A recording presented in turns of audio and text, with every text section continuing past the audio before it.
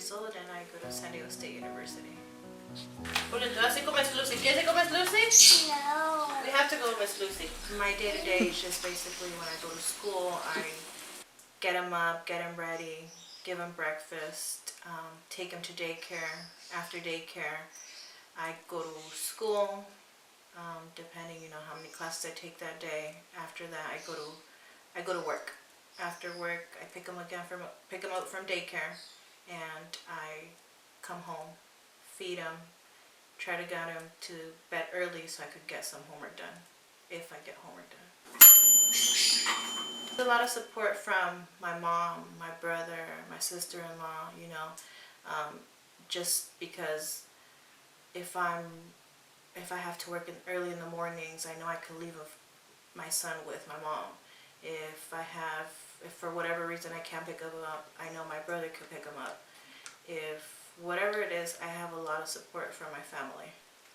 That night that I found out that I was pregnant, me and my boyfriend we were very happy. But within the days, I started questioning myself whether I really wanted this baby. Days turned into weeks, and I had to decide. I had decided on my own that I wanted to terminate the pregnancy. When I told my boyfriend what I had chose to do, he told my mom that I was pregnant before I even got to do anything.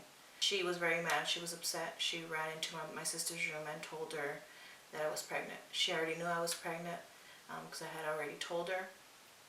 But the first thing that came out of her mouth is that I was pregnant and that I had already ruined my life. Pues yo me había desilusionado porque dije que todo se iba a ir para abajo, que ya no iba ella a poder con el bebé o que ya iba a dejar la escuela, que ya por el bebé, pero ahorita me siento contenta de verla que con el bebé le está echando ganas. My mom's mom, my grandma, obviously, she was very sick. So my mom had gone to Michoacan for like 4 months while I was pregnant. It was like the last 4 months of my pregnancy. And I had like no money, and I was like super broke. And I was like, okay, I still need to go buy stuff for him because he's gonna be born soon. So poquito a poquito, I was like buying stuff, and then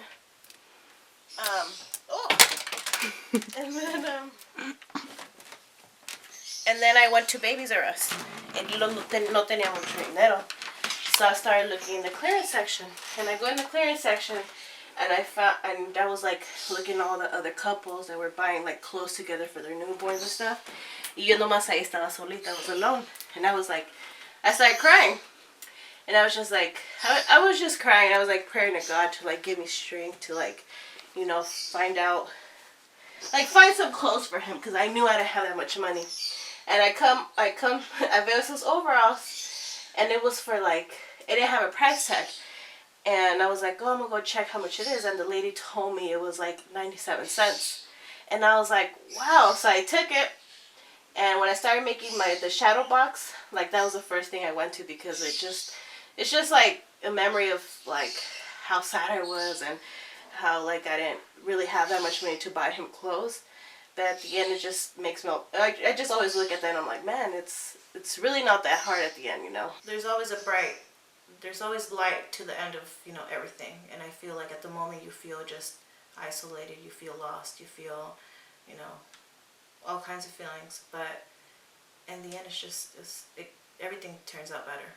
It turns out better because just things start falling down in a good way. I just transferred to San Diego State a year ago. So that was the fall a year ago, fall 2017.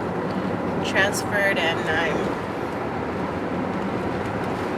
I'm on break right now. I'm taking some classes next semester. I'm not trying to load myself with 12 units because it's really, really hard. So I'm doing 9 units, which I think is going to be better.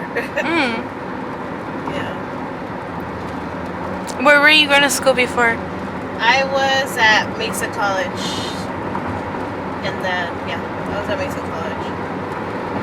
But it took me a very long time to transfer from there just because, this was before I had Julian. I just didn't have the motivation to go to school. I had no motivation. You know, the only reason why I really went was just because my mom pushed me, and she told me that, you know, if I didn't work, I had to go to school, and if I, you know, that she was gonna help me out. But like and I started taking some classes here and there. But once I had Julian, it was like my last year of, you know, community college, and that's when I was like, oh man, like I need to like step it up and finish like ASAP. So I finished, and I think Julian was like, I think it was like 3 months when I transferred. No, was he 3 months? It was like 6 months. He was almost a year, 6 to a year when I transferred to SDSU. Just the sacrifices come along with, you know, I'm not so much, I don't spend a lot of time with him. You know, I missed a lot of his milestones. You know, I would have wanted for me to be the one teaching him his ABCs, for me to be teaching him his 1, 2, 3s, and now, you know, daycare is the one who's taking that responsibility. There's just, you know, potty training. I would love, you know, I would like to be the one who would have sat him down for the first time and given him that little sticker, but it wasn't me. It was daycare. Okay. Yeah.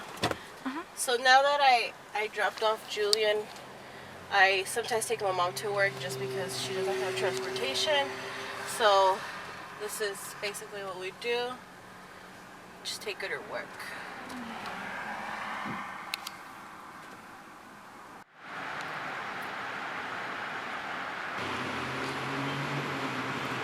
Wow, beautiful. ¿Para quién es? ¿Para mí o para abuela? ¿O para la muchacha? Para mí, ¿Para ti? sí. Oh, Tal vez para Isabela. ¿Isabela? No, a mí. Ok. Oh, es tuyo. Ok. Ay, mi Yo lo agarro. Consérvalo entonces. Dile gracias a Miss Mamá. Lucy. No, mamá, pero... Mamá, a mí me pintó. ¿También pintó Miss Lucy? Ok. Yo pegué las pinturas. ¿Sí? ¿Ok? Tú pintaste y Julián Escamilla pintó. ¿Verdad que sí? Good job. Dile gracias a Dile gracias a Miss Lucy. Dile Nos hasta vemos mañana. mañana, Julián. Gracias, hasta Hasta mañana. Adiós. Dile gracias. Gracias. Okay, let's go. Hiciste el oscurito con Miss Lucy. Mamá, Look, ¿quién es Julian? Papá, ¿Quién es? papá, mamá. Say hi, papá. Ay, papá. hola. Hola. ¿A dónde vamos? Dile a dónde vamos. Gracias. ¿Qué vamos a comer? Pizza. Pizza? Right now, the situation that I'm with his dad is he lives in Tecate, Mexico, and obviously I'm here. I'm living with my mom and my brother. Basically, I'm trying to have Julian see his dad as much as possible, but obviously with going to school and work, there's no way I could take him during the week. So I for sure go every weekend. Ya nos vamos a dormir. No, a mí no, mamá. A mí no. Ok, entonces ven, ponte tus pijamas. No, mamá, no, mamá. Please, No. come here. Vente para darte tu medicine. You want your medicine? No. Come on, we need to give you your medicine too. Mamá, no, mamá. Yes. No, no, mamá. 1, 2, 3.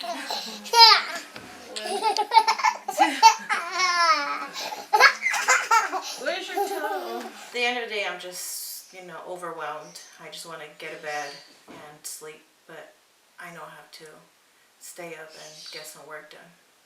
Go brush teeth. Come on.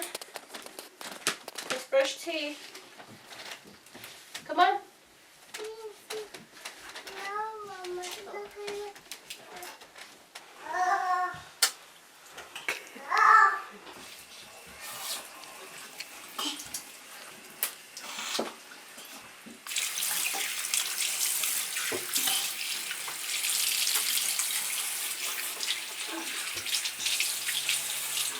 Agua.